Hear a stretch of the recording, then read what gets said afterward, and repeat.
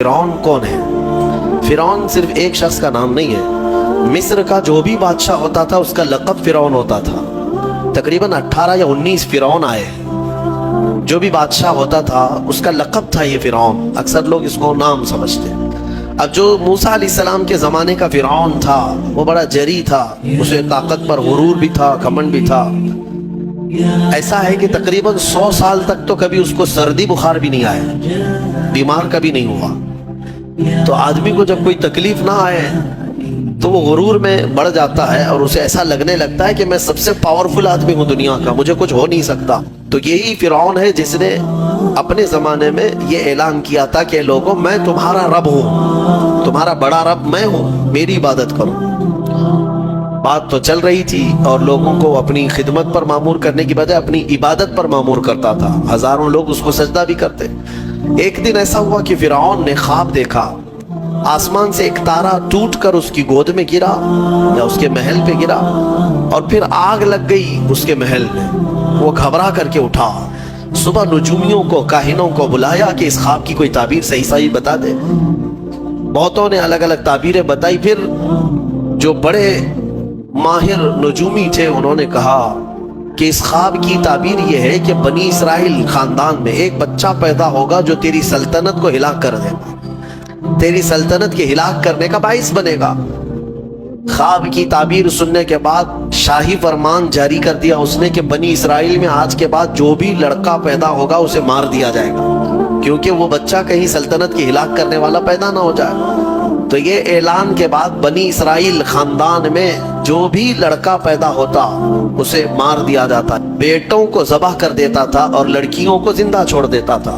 1 साल के अंदर इन्होंने 12,000 बच्चों को ज़बह किया, पैदा होते ही कत्ल कर देते थे। लड़के को जिंदा रहने का हक नहीं था, सिर्फ डर था। ये वो जमाना है जब मूसा अलैहिस्सलातु तस्लीम की अभी विलादत नहीं हुई, विलादत से पहले इतने बच्चे मारे गए। फिर उसके दरबारियों ने उससे रिक्वेस्ट किया कि अगर ऐसे सब मार दिए जाएं तो आपकी खिदमत के लिए बच्चे कहाँ से मिलेंगे, जवान कौन होगा? तो 1 साल छोड़ा जाता, 1 साल मारा जाता। इत्तेफाक ऐसा कि जिस साल मारा जाने वाला था उसी साल मूसा अलैहिस्सलाम की पैदाइश। उनकी माँ हमला थी और पैदा होने का वक्त जब करीब आया तो अल्लाह तबारक व तआला जिसे जहाँ चाहे बचाए, हाँ जिस अंदाज में चाहे वो अल्लाह ताला हिफाजत फरमाता है। तो मूसा अलैहिस्सलाम की माँ के दिल में अल्लाह ने बात इल्का की कि तहखाने में चली जाएं। वो तहखाने में गई, बच्चे की विलादत हुई, लड़का पैदा हुआ। अब वो घबरा गई कि ये साल मारे जाने वाला है और वो बनी इसराइल खानदान से थी कि मेरा बच्चा मारा जाएगा, कत्ल कर दिया जाएगा। तो अल्लाह तबारक व तआला ने उनके दिल में ये बात इल्का की कि एक संदूक ले लो लकड़ी का और उसमें इस बच्चे को डालकर दरिया में बहा दो। भला कोई माँ कैसे बहाएगी? लेकिन अल्लाह ताला फरमाता वरबतना अला क़ल्बिहा, हमने उनके दिल को मजबूत कर दिया था। जब अल्लाह ताला किसी के दिल को मजबूत करता है तो बड़े बड़े काम कर जाता।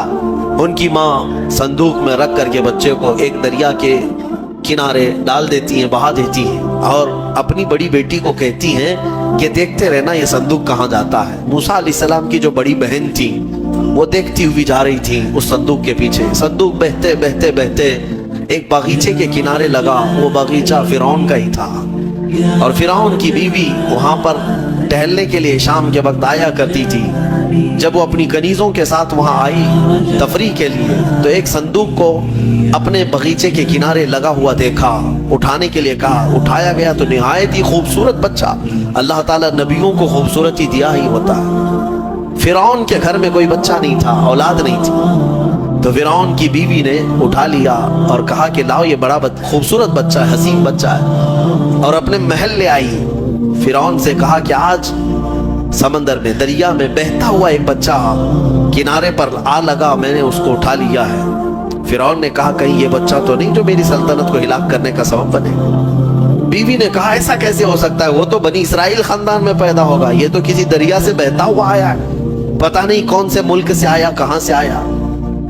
तो बहरहाल उसकी बीवी ने यह कहा कि इसको मत मारो, ला तक़्तुलू असा अन यंफ़अना औ नत्तख़िज़हु वलदा, करीब है कि हम इससे फायदा उठाएंगे या इसको बेटा बना लेंगे।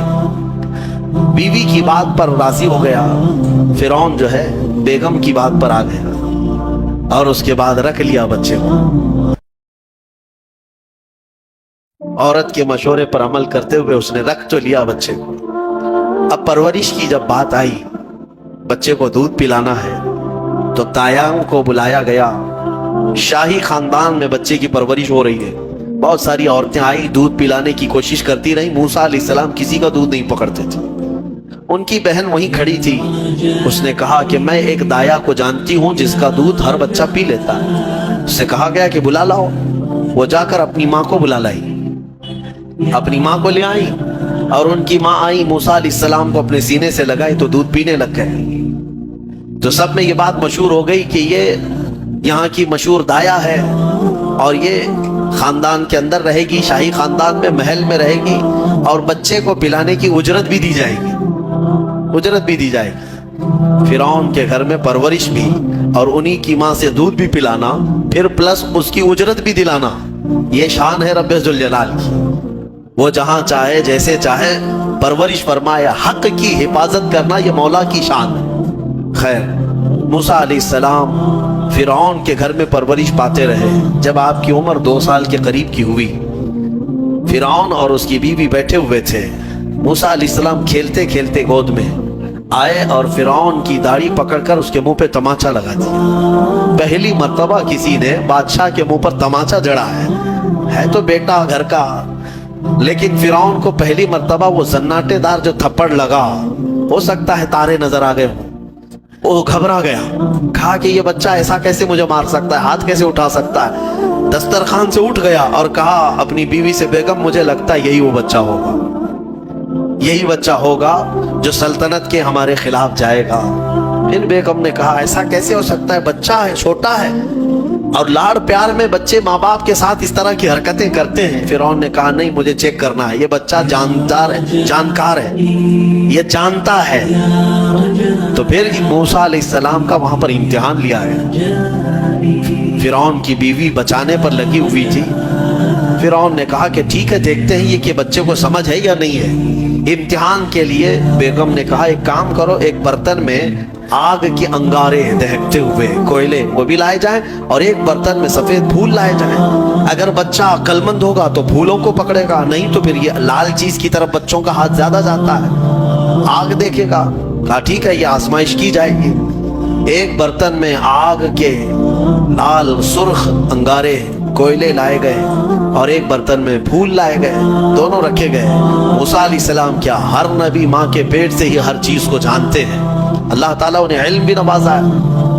موسیٰ علیہ السلام کو بلایا گیا, 2 سال کی عمر ہے, کہ بچے ان دونوں میں سے کوئی چیز اٹھا لو, اٹھا لو. تو موسیٰ علیہ السلام کا ہاتھ پھولوں کے برتن کی طرف ہی بڑھنے لگا. یہ تو امتحان تھا. جبرائیل علیہ السلام اسی وقت نازل ہوئے اور آپ کا ہاتھ پکڑ کر کے آگ میں ڈالا. آگ میں سے ایک کوئلہ موسیٰ علیہ السلام اٹھائے اور اپنے منہ میں رکھ لیے, جس کی وجہ سے آپ کی زبان جل گئی, ہاتھ میں بھی آگ لگی. پھر فوراً ہٹایا گیا. فرعون کو وہ سیٹسفائیڈ ہو گیا کہ نہیں, یہ جانتا نہیں ہے, جانتا ہوتا تو آگ نہیں اٹھاتا. بہرحال موسیٰ علیہ السلام کو اس آگ کے کوئلے کے زبان پر رکھنے کی وجہ سے زندگی بھر اس کا اثر رہا, زبان میں زندگی بھر اثر رہا. پھر جوانی آئی موسیٰ علیہ السلام کی, اسی گھر میں پرورش پاتے ہوئے. پھر آپ وہاں سے نکلے اور آپ کی ماں نے آپ کو ساری چیزیں بتا دی کہ ہم بنی اسرائیل سے ہیں, نبیوں کا خاندان ہے, اللہ تبارک و تعالیٰ کی عبادت پر ہم ہیں, اور فرعون ظالم ہے اور وہ اپنی پرستش کرواتا ہے, اپنی عبادت کرواتا ہے, لہذا ہم فرعون کے خاندان سے نہیں ہیں.